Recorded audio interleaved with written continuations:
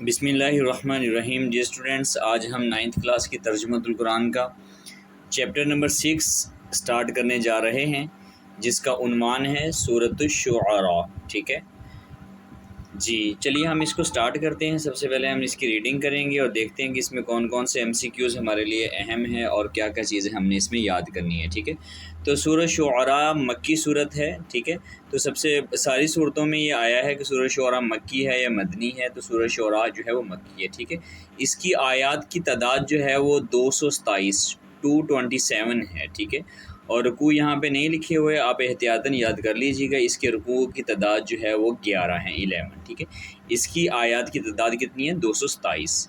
اور اس کے بعد جی تعارف آ جاتا ہے۔ سورۃ شعراء کی خصوصیت یہ ہے کہ یہ آیات کے لحاظ سے طویل ترین جو ہے وہ مکی صورت ہے۔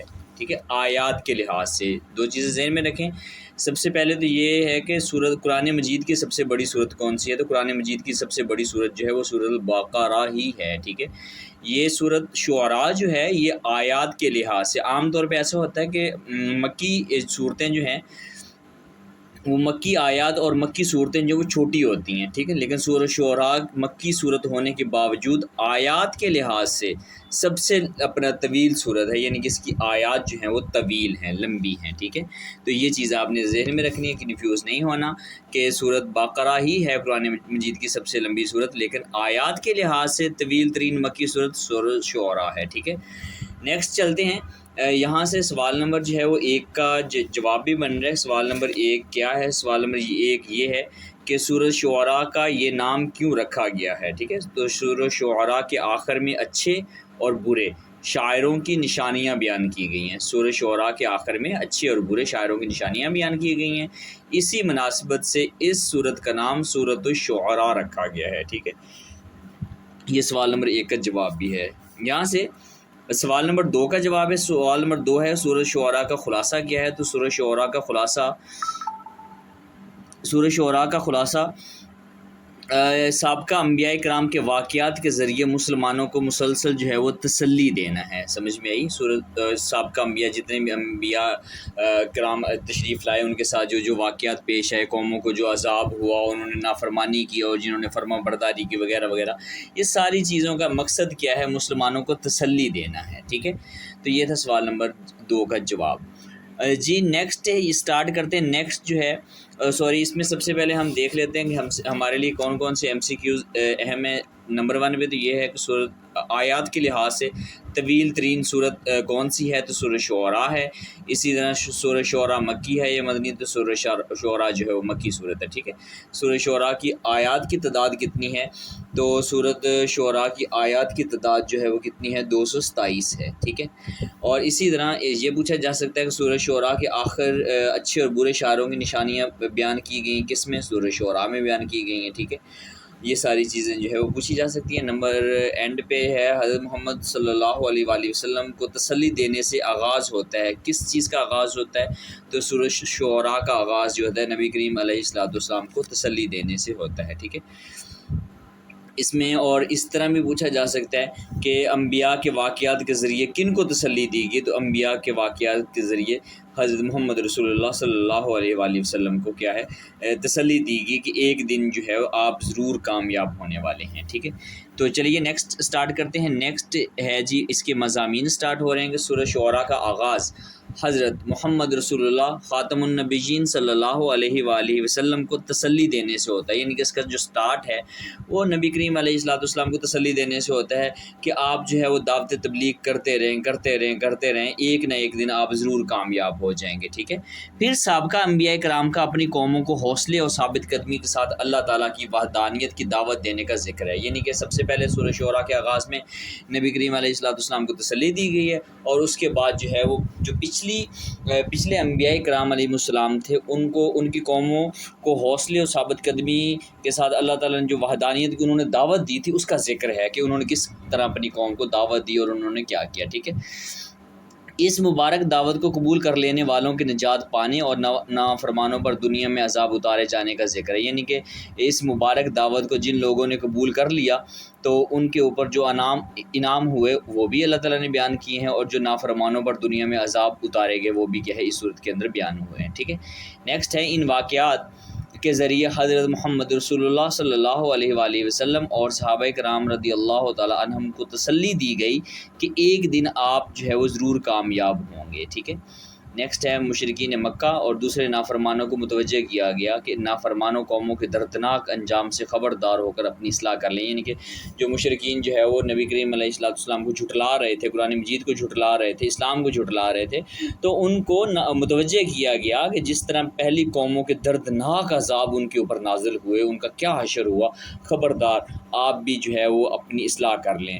تو جس کے نصیب میں تھی اس نے ضرور اصلاح کی۔ اسی طرح قرآن مجید کے فضائل اور حقانیت کا بھی بیان ہے صورت کے اندر، ٹھیک ہے، کہ اس کتاب کو عربی زبان میں تمام جہانوں کے پروردگار نے یعنی کہ اللہ تعالیٰ نے حضرت جبرائیل علیہ السلام کے ذریعے حضرت محمد رسول اللہ صلی اللہ علیہ وآلہ وسلم کے قلب مبارک پر اتارا، ٹھیک ہے، اور صورت کے آخر میں قلب کہتے ہیں دل کو، صورت کے آخر میں شاعروں کی عمومی کمزوریوں کو بیان کرتے ہوئے اچھے شعراء کی صفات بھی بیان کی گئی ہیں، ٹھیک ہے۔ پہلے وقت میں ہوتا تھا کہ آج کل ہم نے کسی کی بےزتی کرنی ہو تو ہم کیا کرتے ہیں، جگت مار دیتے ہیں، ٹھیک ہے۔ تو پہلے وقتوں میں ایسا ہوتا تھا کہ اگر کسی کو بےزتی کرنی ہوتی تھی نا، لوگ کیا کرتے تھے، کوئی نہ کوئی شعر پڑھ دیتے تھے۔ تو اچھے جو صورت کے آخر میں شاعروں کی جو کمزوریاں ہیں ان کو بیان کیا گیا ہے، اور جو اچھے شعراء کی نشانیاں ہیں کیا ہے ان کو بھی بیان کیا گیا ہے، ٹھیک ہے۔ تو آئیے اس میں دیکھتے ہیں کون کون سے سوال ہمارے لیے اہم ہیں۔ سورہ شعراء میں قرآن مجید کی فضائل اور حقانیت پر روشنی ڈالیں، یہ ایک اہم جو ہے وہ سوال بن سکتا ہے۔ تو آپ جو ہے وہ یہاں سے لکھ سکتے ہیں کہ اس کتاب کو عربی زبان میں تمام جہانوں کے پروردگار نے حضرت جبرائیل، یہاں سے لے کر آپ یہاں تک جو بھی لکھ سکتے ہیں، ٹھیک ہے۔ نیکسٹ جو ہے وہ ہمیں عربی زبان کیوں سیکھنی چاہیے، ہمیں عربی زبان جو ہے وہ اس لیے سیکھنی چاہیے کیونکہ ہماری دینی کتاب قرآن مجید عربی میں ہے، ٹھیک ہے۔ ارشاد ربانی ہے بلسان عربی مبین، یہ قرآن مجید جو ہے وہ نازل ہوا ہے واضح عربی زبان میں، ٹھیک ہے۔ اسی طرح جی اس میں ایم سی کیوز بھی دیکھتے ہیں کہ ایم سی کیوز ہمارے لیے کون کون سے ہیں۔ ایم سی کیوز جو ہے وہ سابقہ انبیاء کا اپنی قوموں کو حوصلے اور ثابت قدمی کے ساتھ اللہ تعالیٰ کی وحدانیت کا ذکر جو ہے وہ کس صورت میں ہے، تو سورہ شعراء کے اندر ہے، ٹھیک ہے۔ سورہ شعراء میں جو انبیاء کی دعوت قبول کرنے والوں کے لیے کیا ہے، نجات ہے، ان کی کیا ہے، جنت ہے، ٹھیک ہے۔ نافرمان قوموں کے دردناک انجام سے خبردار ہو کر اپنی اصلاح کر لیں، کون لوگ اصلاح کر لیں، مشرکین اصلاح کر لیں، اور کیا ہے دوسرے نافرمان جو ہے وہ بھی اصلاح کر لیں، ٹھیک ہے۔ یہ تھے اس میں ایم سی کیوز جو میں نے آپ کو بھی بتا دی۔ نیکسٹ ہے ہم اس کے علمی اور عملی نکات جو ہے وہ سٹارٹ کرتے ہیں۔ علمی اور عملی نکات جو ہے یہ علیحدہ علیحدہ ہوتے ہیں اور ان کو ضرور یاد کیا کرو، ٹھیک ہے۔ اس میں چھوٹی چھوٹی آیتوں کے ترجمے یہ کہ اس میں ہمارے لیے علم کیا ہمیں مل رہا ہے اور کیا ہے ہم نے کن کن باتوں پر عمل کرنا ہے، ٹھیک ہے۔ یہ چیزیں ہمارے لیے بہت زیادہ اہم ہیں کیونکہ ہر چیپٹر میں آیا ہوا ہے کہ سورت کے علمی اور عملی نکات، سورت کے علمی اور عملی نکات، ٹھیک ہے۔ قرآن مجید اگر آپ ایک دفعہ ترجمہ ساری صورت کا پڑھ لیتے ہیں تو آپ کو جو ہے وہ علمی اور عملی نکات جو ہے وہ بنانے جو ہے وہ اتنے مشکل نہیں ہوں گے، ٹھیک ہے۔ سورہ شعراء کے مطالعے سے جو علمی اور عملی نکات معلوم ہوتے ہیں ان میں سے چند یہ ہیں۔ نمبر 1 میں قرآن مجید اللہ تعالیٰ کی طرف سے ایک روشن کتاب ہے، ٹھیک ہے، جس میں زندگی گزارنے کے واضح اصول موجود ہیں، یعنی کہ آپ نے زندگی کس طرح گزارنی ہے، بڑوں کا ادب کس طرح کرنا ہے، چھوٹوں سے شفقت کس طرح کرنی ہے، وغیرہ وغیرہ، یعنی کہ زندگی کا ہر ایک لمحہ ہم نے کس طرح گزارنا ہے، ٹھیک ہے، وہ سارے کے سارے کیا ہے قرآن مجید کے اندر ہمارے لیے موجود ہیں، ہمیں کیا ہے وہ سکھا دیے گئے ہیں۔ نمبر 2 پہ ہے کہ ہمیں عربی زبان سیکھنی چاہیے کیونکہ اللہ تعالیٰ نے قرآن مجید کو عربی زبان میں نازل کیا ہے، ٹھیک ہے۔ نیکسٹ ہے ہمیں اپنے رشتہ داروں کو شرک اور اللہ تعالیٰ کی نافرمانی سے باز رکھنے کی کوشش کرنی چاہیے، یعنی کہ جو ہمارے رشتہ دار وہ اللہ نہ کرے کوئی شرک کر رہا ہے یا کوئی نافرمان ہے رب تعالیٰ کا، تو ہمیں ان سے روکنا چاہیے، ان سے باز رکھنے کی کوشش کرنی چاہیے، ٹھیک ہے، کیونکہ یہ حضرت محمد رسول اللہ صلی اللہ علیہ وآلہ وسلم کا طریقہ ہے، کیونکہ نبی کریم علیہ السلام کے بھی جو رشتہ دار جو ہے وہ شرک کر رہے تھے تو آپ نے بھی ان کو منع کیا، تو یہ کیا ہے نبی کریم علیہ السلام کا ہے ایک اپنا دعوت کا ہے طریقہ ہے، ٹھیک ہے۔ نیکسٹ ہے ہمیں ایمان والوں سے بہت شفقت اور تواضع سے پیش آنا چاہیے، شیطان جھوٹے اور گناہ گار لوگوں کا ساتھی ہے، ٹھیک ہے، یہ چھوٹے چھوٹے تھے۔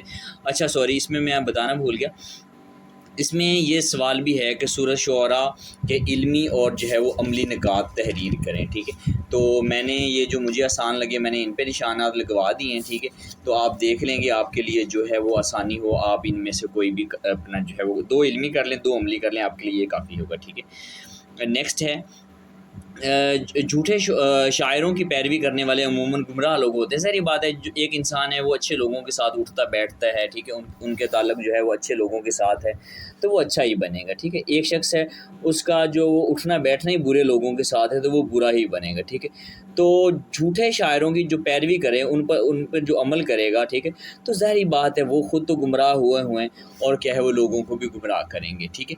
ایمان لانا، نیک عمل کرنا، اللہ تعالیٰ کا ذکر کرنا اور ظالموں کو جواب دینا اچھے شاعروں کی صفات ہے، یعنی کہ ایمان لانا بھی اچھے شاعروں کی صفات ہے، نیک عمل کرنا بھی، اللہ تعالیٰ کا ذکر کرنا اور ظالموں کو جواب دینا بھی جو ہے وہ اچھے شاعروں کی صفات میں شامل ہے۔ نیکسٹ ہے حدیث نبوی ہے، اس میں حدیث نبوی ہے حضرت محمد رسول اللہ صلی اللہ علیہ وسلم نے فرمایا ان من الشعر حکما، ہمیں اشعار میں حکمت اور دنائی کی باتیں ہوتی ہیں، یعنی کہ بہت ساری باتیں ہوتی ہیں حکمت اور دنائی کی جو کہ اپنا شعروں کے اندر ہوتی ہے، ہمیں ان میں کیا ہے غور و فکر کرنا چاہیے۔ نیکسٹ جو ہے وہ سورۃ شعراء کا ترجمہ سٹارٹ ہو رہا ہے، تو میں آپ کو بتا دوں کہ سورۃ شعراء کے کوئی بھی آیت ترجمہ جو ہے وہ سلیبس میں شامل نہیں ہے، ٹھیک ہے۔ آپ نے اچھی طرح یہ جانتے ہوں گے کہ سورۃ مریم، طٰہٰ، انبیاء، حج، فرقان، یہاں تک جو ہے یعنی کہ پہلی 5 صورتیں جو ہے ان کی آیات جو ہے وہ ترجمہ القرآن میں شامل ہیں، اور نیکسٹ جو ہے وہ 18 نمبر میں جو سورۃ الاحقاف یعنی کہ اینڈ میں کھڑی اس کی آیات جو ہے وہ شامل ہیں، اور جو بیچ والی ہیں یعنی کہ 6 سے لے کر 17 تک یہ جو صورتیں ہیں ان کی کوئی بھی آیات جو ہے با محاورہ ترجمے کے لیے مخصوص نہیں ہے، اور نہ ہی کیا ہے الفاظ معنی کے مخصوص نہیں ہے، ٹھیک ہے۔